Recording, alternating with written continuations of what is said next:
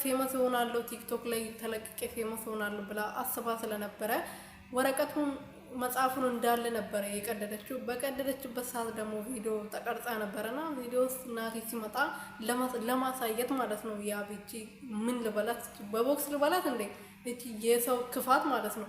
እና ያ ናቲ ደግሞ ገብቶታል። እሷ የምትቀድ ከሆነ ካላወቀች እየቀደደች ከነበረ ለምንድነው አንቺ ያላስቆመሻት? ለምንድነው ቪዲዮ የቀረሻት ብሏት ነበርና በጣም ተናዶ ነበረ። ዳጣን ጠርቷት ወደ መኝታ ቤቱ አስገብቶ ለምንድነው መጽሐፎችን የቀደድሻቸው ብሎ ሲጠይቃት እንደዚህ እያብናት እንደዚህ ያለችኝ ቲክቶክ ላይ ፌመስ ትሆኛለሽ ቅደጂ ብላኝ ነው እንጂ እኔ አውቄ አይደለም የቀደድኩት ብለው ነበረ።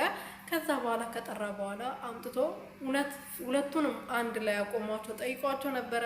ዳጣዬም የነበረውን ነገር እውነተኛውን ነገር ተናግራ እዛ ጋር ነበር ጥላቸው ሄደችው። እያብ ደግሞ እስከዛሬ ድረስ እኔ የሆነ ነገር ሳጠፋ በአንድ እግር ታቆማለች። እሷ ግን እንደዚህ ገፍትራክ ስትሄድ ምንም አልተናገርክም፣ ለምንድነው ለዚህች ልጅ ይሄን ቦታ የሰጣት ብላ በጣም ተናዳ ነበረ።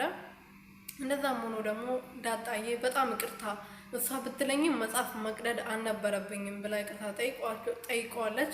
ዋናው ጥፋትሽ ገብቶ ይቅርታ መጠየቅሽ ነው። ስለዚህ መጽሐፉን የቀደድሽበትን ደግሞ ትቀጫለሽ። ማርካቶ ኤደን መጽሐፉን እንገዛለን ቅጣትሽ እሱ ነው ብሎ ነግሯት ነበርና ያብ ደግሞ ለምንድነው እኔ እናንተ እንሄዳለን በዛው ደግሞ ለኮሌጅ የምገዛው መጽሐፍ ስላለ አንድ ላይ እንሄድና ገዝተን እንመጣለን ብለው ነበረ። አንቺ አትሄጂም፣ እኔ ከሷ ጋር ነው መሄድ የምፈልገው፣ ቅጣቷ ስለሆነ ቅጣቷን በደንብ መቀጣት አለባት ብሎ ነበረ የመለሰላት።